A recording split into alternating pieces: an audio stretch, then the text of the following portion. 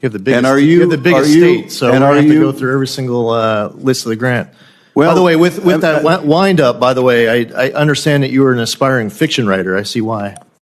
Oh, yeah. Well, I understand your view that you can cut half of the agency and it won't affect people's health or their water, their air. That to me is a big fiction, Mr. Zeldin. And forgot about the fact of cleaning up I have to think, LA Mr. Zeldin. I think, Mr. Zeldin, if your children were drinking water, if your children were drinking water in Santa Ana, Mr. Zeldin, maybe you wouldn't be so cavalier about whether there was lead in their water. Maybe you would give a damn instead of coming in here and suggesting that any grant that takes lead out of the water must be waste, fraud, or abuse because you need the money for a tax cut for rich people because you're totally beholden to the oil industry. You could give a rat's ass about how much cancer your agency causes. I feel like there are a lot of members of Donald Trump's cabinet who spend most of their time when they're not committing crimes or doing corruption on behalf of Trump looking for rakes to step on. They're just scouting out rakes looking for ways to embarrass themselves. And that's exactly what we saw from Donald Trump's EPA director, Lee Zeldin, today when he got in a screaming match with Senator Whitehouse after caught in multiple lies, perjuring himself, and then had a meltdown when he was confronted by Senator Adam Schiff. It was a complete mess. We're going to get into it all. But before we do, if I could quickly ask you to leave a like on this video, and if you haven't already, and you enjoy our channel, to hit that subscribe button. It goes a long way, and it really does mean a lot to me. Now, of course, we are going to cover both of these interactions and the complete meltdown. But let's start with the first, Senator Sheldon Whitehouse. You stated during your House E&C hearing that you personally reviewed all these grants. Here's what you said. I was the one who made the decision. And I made the decision after doing individual review. I personally reviewed every single grant that I canceled. Now, you guys are going to have to start getting your stories straight because there are three completely different statements and they cannot all be true. It cannot be that Voiles personally himself conducted the review of 781. He did. And that Coogan saw to it that it was individually done. Others did. It's a crazy concept, Senator, but maybe more than one person was individually reviewing these grants. Maybe they were working on it for more than one day, Senator. Will you show about that concept? Will you? What about the fact when that their when testimony is that they did it all on one day? No, I do not. Every single time. I do not agree with that, Administrator. Senator, he swore in court that he did it on one day. So you can't now come in and say that that's false. On a day after you work on it, busting your ass for a while to get all of your ducks lined up, that's to not do what all he the said. research, to ask questions, to make sure you're making responsible decisions. None of that is what he said. Because you're not worried that there's going to be some ranking member at the None of that is what he said. Who doesn't care about the facts. None of that is what he said. I'm using the facts as your employees I conducted stated an them. Individual review of everything, and that concept doesn't work for you.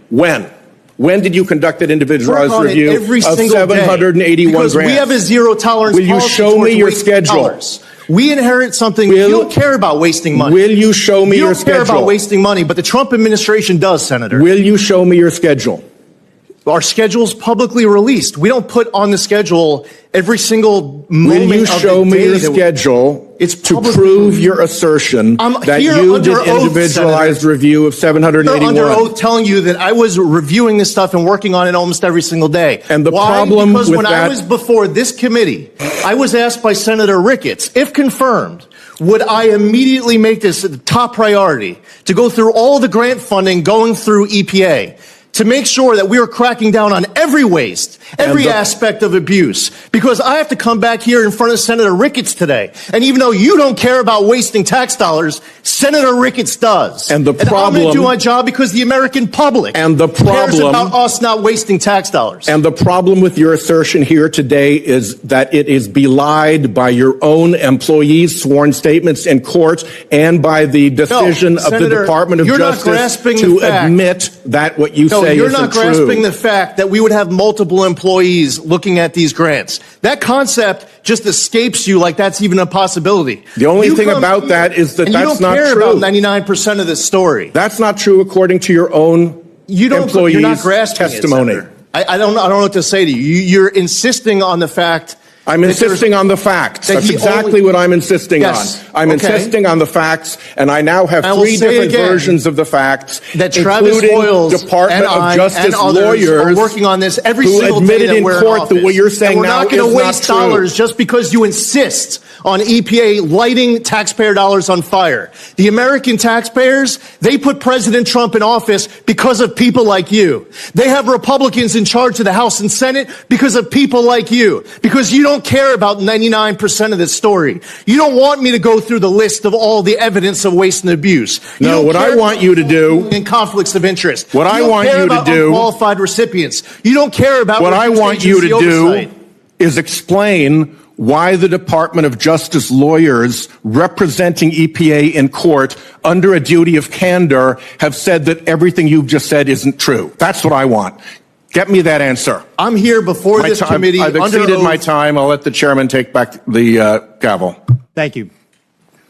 When you get caught in a lie, when you are perjuring yourself before Congress and you resort to just screaming and yelling and personal attacks, you don't come out on top of that, right? Like, are they aware of the perception when you just have yourself a little bit of a meltdown, you don't come out the big winner. You don't dominate that interaction. When Democrats win back the House and the Senate, we need to be holding weekly, daily, hourly hearings with Donald Trump's cabinet officials because they are just so incompetent. And I think those are the two themes that really break through in this administration: the incompetence and, of course, the corruption. And some of that we saw called out by Senator Adam Schiff in this takedown right here. Mr. Zeldin, you've only been at the EPA for a few months, but in that time, you've done more to dismantle this agency than probably all of your predecessors put together. That may be a source of pride for you, but it is not for the American people. You've unlawfully terminated grants without justification. You've fired and pushed out some of the best scientists who inform EPA's decision-making. You refuse to spend money that Congress has appropriated to the EPA by law. And you've launched a pro-polluter effort to delete dozens of environmental protections. On top of all this, you've launched an effort to overturn California's Clean Air Act waivers that improve the quality of air breathed by 40 million Californians and by millions more in other states who have adopted California's high standards. That effort, for which my colleagues have decided to eliminate the filibuster to achieve, is not exactly what anyone would call cooperative federalism. But it's your budget that's the ultimate proof of your priorities. You propose cutting America's environmental agency by 55%, meaning that in your view and that of President Trump, more than half of the environmental efforts of the EPA, more than half of the efforts to make sure Americans have clean air and clean water are just a waste. They're just a waste. Meaning that Californians and people all over the country, when they breathe the air, thanks to your good work, it'll mean there's more diesel and more other particulate matter in the air. When they drink a glass of water, they may not be able to see it, but this water that Americans drink is going to have more chemicals like PFAS, forever chemicals in their water. This will be your good work. I want to be very specific about the legacy you're going to leave if you're successful in eliminating half of our efforts to clean our water and our air. Your legacy will be more lung cancer. It'll be more bladder cancer. It'll be more head and neck cancer. It'll be more breast cancer. It'll be more leukemia and pancreatic cancer, more liver cancer, more skin cancer, more kidney cancer, more testicular cancer, more colorectal cancer, more rare cancers of innumerable varieties. That will be your legacy. I don't know that that's a legacy that anyone should want to have. My kids are going to be breathing that air just like yours. My family's going to be drinking the water just like yours. We may not be able to pinpoint just who gets cancer because you've done away with half the budget of those looking out for our clean water and clean air. But it's going to be somebody's kids, it's going to be somebody's family. To put this in more specific terms, there are 22 grants frozen by the EPA focused on improving health and reducing pollution, many of which directly impact children. For example, one project in Santa Ana, California, provided funding to help detect and prevent lead poisoning in children.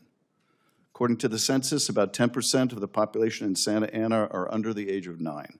We always say of Donald Trump and MAGA Republicans that the cruelty is the point. That certainly is the case. They want things to break. They want us to think government can't work. I always come back to this Russ Bott quote because I think it is so important that Donald Trump, Elon Musk, the MAGA Republicans, they want federal workers to feel traumatized. When DOGE started, they were doing their mass purges, their mass layoffs. They knew they couldn't fire everyone. They had to try to get people to quit.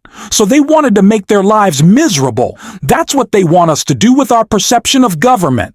That's how they want to change our minds. They want to break government so badly that we give up on it so that they could continue to buy up elections, so they can continue to steal what they want to call entitlements, but programs you deserve, you have paid into, and should of course exist in the wealthiest country in the world. But no, they want you to think that they're entitlements. That's how they want to shift the narrative. We can't let them do that. There are not people in this country who don't deserve the human right that should be health care. That's how the Republicans think. Some people just not deserving, and they shouldn't have it. Health care, the Make America Healthy Again movement doesn't think some people should have health care. That's a little confusing. Doesn't make a lot of sense to me. So I think we go ahead and call it out. And we're going to on this show every single day. And if you want to support that as always, you can hit that subscribe button.